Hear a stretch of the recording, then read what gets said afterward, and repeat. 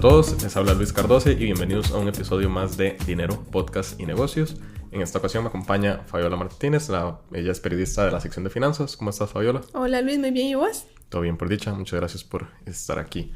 Gracias. En este episodio venimos a hablar de un reportaje en el que trabajó Fabiola, en el que básicamente vino a cuestionarse un poco el modelo, digamos, dual de desarrollo que tomó Costa Rica ya desde hace casi 40 años, ¿verdad? Después de la crisis de la deuda de los 80, digamos que con mayor madurez desde hace unos 30 años, ¿verdad? Que es de apertura comercial, ¿verdad?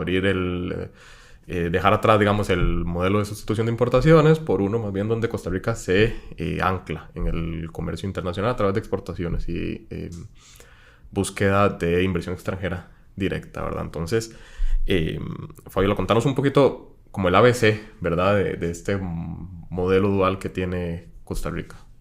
Sí, muchas gracias, Luis. Y ese contexto que estás dando es muy importante porque precisamente hace 40 años Costa Rica estaba atravesando una especie de tormenta perfecta, ¿verdad? Precisamente porque estaba en la crisis de la deuda que produjo una recesión realmente. Claro. Y además estaba en crisis. En ese momento lo que teníamos era un modelo de sustitución de importaciones que estaba amparado en una gran protección arancelaria, precisamente para que la producción local pudiera competir con los productos importados y sustituirlos en alguna medida.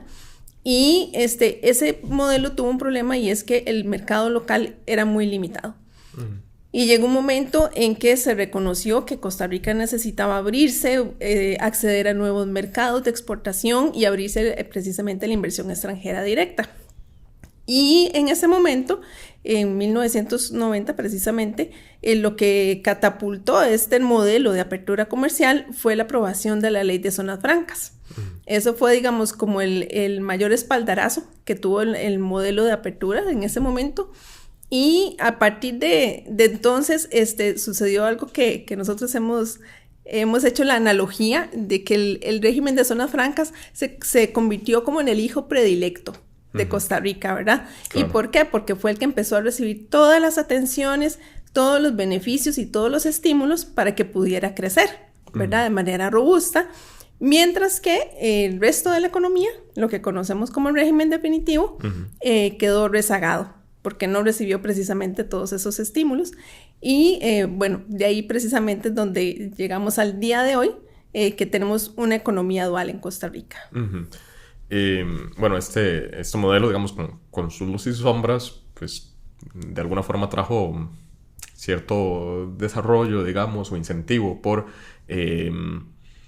especializar, digamos, la mano de obra costarricense para poder atender, digamos, las necesidades cada vez más sofisticadas, digamos, que demandaba el mercado internacional. Entonces, digamos que dependiendo de la óptica donde usted lo vea, ha sido como un modelo, digamos, que ha traído cierto desarrollo, ¿verdad? Entonces, ¿por qué nos estamos cuestionando en este momento si se tomó la decisión correcta? Sí, precisamente, nosotros podemos analizar que el modelo de apertura y en general todo lo que ha conllevado el régimen de zonas francas, el régimen en especial y el modelo de apertura de la inversión extranjera directa, realmente ha sido exitoso. Así lo califican la mayor parte de las personas con las que entrevistamos para este reportaje. ¿Y por qué decimos que ha sido un modelo exitoso? Bueno, porque ha permitido generar una gran cantidad de empleos, alrededor de 260,000 empleos directos e indirectos se generan alrededor de lo que son las zonas francas. Y es un régimen que ha tenido un gran crecimiento, ¿verdad? Por lo menos en comparación con el régimen definitivo, si nosotros los comparamos, vemos que el régimen especial ha crecido en los últimos 10 años un 11% en promedio, mientras que el régimen definitivo ha crecido apenas un 2%, ¿verdad? Y hay una diferencia muy importante también entre salarios de ambas. Exactamente. Sí. Entonces vemos que las zonas francas, pues sí, generan una gran cantidad de empleo, donde además son empleos de lo que llamamos empleos de calidad, ¿verdad? Porque buscan capital humano muy calificado y entonces son empleos muy bien pagados. Y además de eso generan alrededor del 65% de las exportaciones, se generan a partir de las zonas francas, ¿verdad? Entonces, indudablemente es un aporte muy importante a la economía Sin embargo, no debemos perder de vista que el régimen definitivo sigue aportando el 86% del Producto Interno Bruto. O sea, la gran mayoría, ¿verdad? La gran mayoría. Entonces, aquí es donde vemos que hay una desigualdad y no podemos decir que el modelo de ninguna manera ha fracasado, ¿verdad? Todo lo contrario, digamos, lo que se buscaba en ese momento, cuando se aprobó la ley de zonas francas, lo que se buscaba precisamente era abrirnos a nuevos mercados. Eso se ha logrado, se logró dinamizar ese sector de la economía. Sin embargo, el error que tal vez cometimos o el pecado que cometimos fue precisamente como atenernos a ese crecimiento de las zonas francas y olvidarnos de crear las condiciones para que el resto de la economía creciera igual. Claro, se eligió, como decías al inicio, pues un hijo favorito, ¿verdad? En el que se le dio mucho de lo que necesitaba, principalmente exoneraciones. Exactamente. ¿Verdad? Reducir la carga impositiva. Mientras que al hijo mayor, ¿verdad? Se le dejó ahí olvidado, que quedara básicamente bajo su propia cuenta. Y eso ha derivado pues en crecimientos muchísimo más moderados en comparación con su hermano favorito, ¿verdad?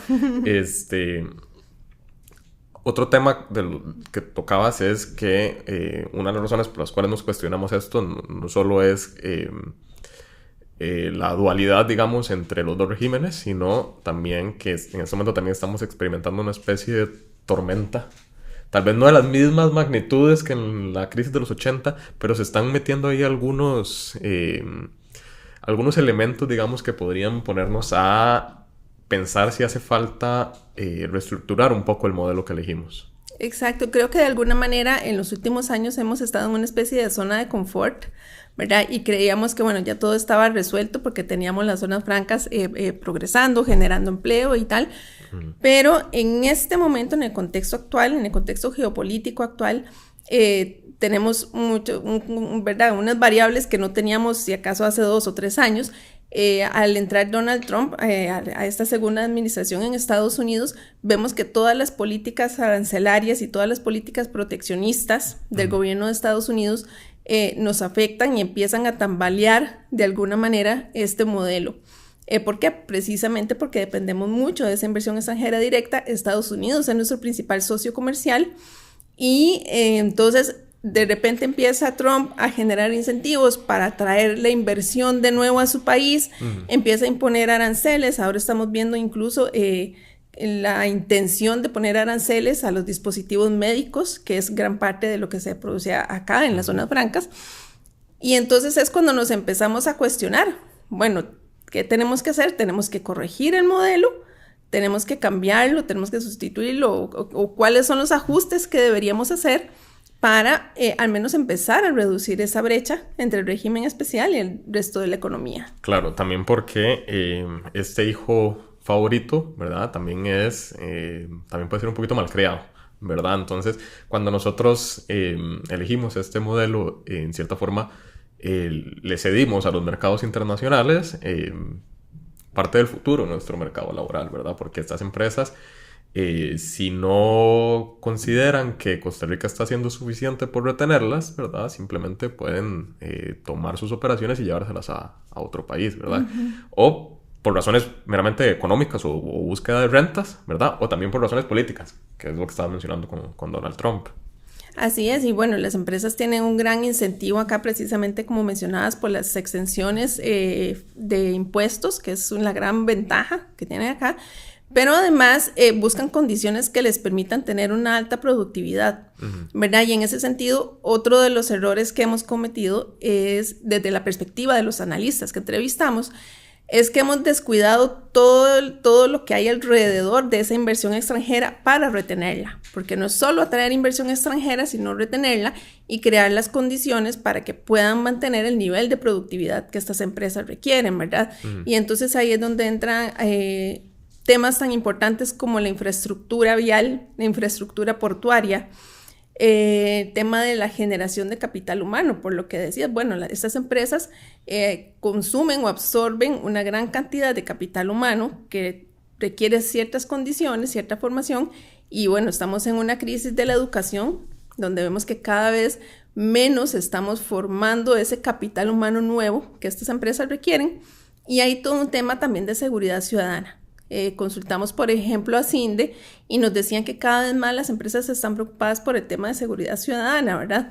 Y por el tema también, por ejemplo, del tránsito, del tráfico vial, que de alguna manera les genera sobrecostos. Entonces hay todo un esquema en un ecosistema, ¿verdad? De temas que son importantes para estas empresas, que de repente empiezan a debilitarse y ya no resulta ser un país tan atractivo para retenerlas. Claro, y es que lo importante de esto es que, bueno, sí, uno, es importante retenerlas, pero dos, todas esas cosas que estás hablando, mejorar seguridad, mejorar infraestructura, mejorar logística, mejorar talento, son cosas que también van a ayudar al régimen definitivo, que es el que dejamos olvidado. De acuerdo.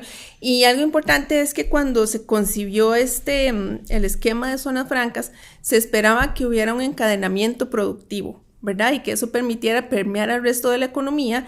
Había todo este programa nacional de clústeres y para las personas que entrevistamos eso se ha descuidado, ¿verdad? Realmente no ha existido un adecuado encadenamiento que permita que los beneficios que tienen las zonas francas puedan permear al resto de la economía. Y esto, bueno, es muy claro en ciertos sectores, principalmente en la agricultura, ¿verdad? Vemos que la agricultura en nuestro país se ha deprimido, que es un tema que ya hemos comentado. Y es precisamente porque no se han creado las condiciones para que los agricultores puedan competir y para que el resto de los sectores de la economía puedan ser más competitivos. Entonces aquí es donde en lugar de cerrar la brecha la estamos ensanchando. Claro. Y dentro de este nuevo contexto que estamos viendo, vemos incluso ya una amenaza de desaceleración del régimen especial. Claro. Entonces, es el momento en que nos estamos cuestionando, bueno, ¿qué es lo que está pasando? ¿Verdad? Y cuáles son los ajustes que deberíamos hacer. Claro, entonces tenemos este modelo, el del régimen definitivo, que es más fácil llamarlo la economía local, ¿verdad? Que es el 88 o 86% de la producción costarricense, y el régimen especial, que también ahí uno puede sumar, digamos, aunque no son específicamente de este régimen, a empresas que, aunque no tienen estos beneficios fiscales, sí están conectados, digamos, o están conectados pues con el mercado internacional, ¿verdad? Entonces tenemos como estas dos economías que parecen que no están encadenándose, o no están permeando una en la otra como debería. Así es. Y esto nos está haciendo cuestionarnos qué hacemos con este modelo. Lo desechamos, lo arreglamos, seguimos igual. En tu reporteo, ¿cuáles son las opciones que te dijeron tus fuentes? ¿Qué sigue para el camino que eligió Costa Rica? Bueno, precisamente lo que nos decían las personas que entrevistamos es que en primer lugar hay que repensar, ¿verdad? Y es muy interesante porque una de las personas que entrevistamos fue don Eduardo Lizano, expresidente del Banco Central. Don Eduardo hace 10 años publicó un análisis en el que él se cuestionaba si debíamos cambiar de modelo, ¿verdad? Claro, y en contexto, don Eduardo también estuvo muy metido, ¿verdad? ¿Cuándo cambiamos por primera vez el modelo, verdad? Así es. A finales de los 80, principios de los 90. Así es, entonces, bueno, es alguien que nos puede hablar con mucha autoridad del tema, ¿verdad? Y él lo que decía, bueno, lo primero que hay que hacer es como sentarse a pensar, porque él decía, bueno, el problema es como que no hay nadie pensando en eso, cuestionándose precisamente hacia dónde debemos dirigirnos. Y el modelo se agota, ¿verdad? Cualquier modelo en una economía dinámica tiene que recibir ajustes, ¿verdad? Tiene que recibir mejoras. Entonces, lo primero es eso, bueno, sentarnos a pensar cuál es la visión de país, ¿verdad? Hacia dónde queremos dirigirnos, cuáles son los sectores que requieren más de nuestro apoyo para poder recuperarse, para dejar de pensar precisamente como que en dos vías paralelas, como que en un lado está el régimen especial y por el otro lado el resto de la economía, sino ver cómo logramos, ¿verdad?, que se entrecrucen, que se beneficien mutuamente. Y para ello, como decíamos, el tema de infraestructura es importante para ambos regímenes, para toda la economía como tal, porque es un tema país. El tema de infraestructura, el tema de educación, el tema de seguridad ciudadana, el tema de generar esos encadenamientos productivos y además de llevar ese progreso también a las regiones.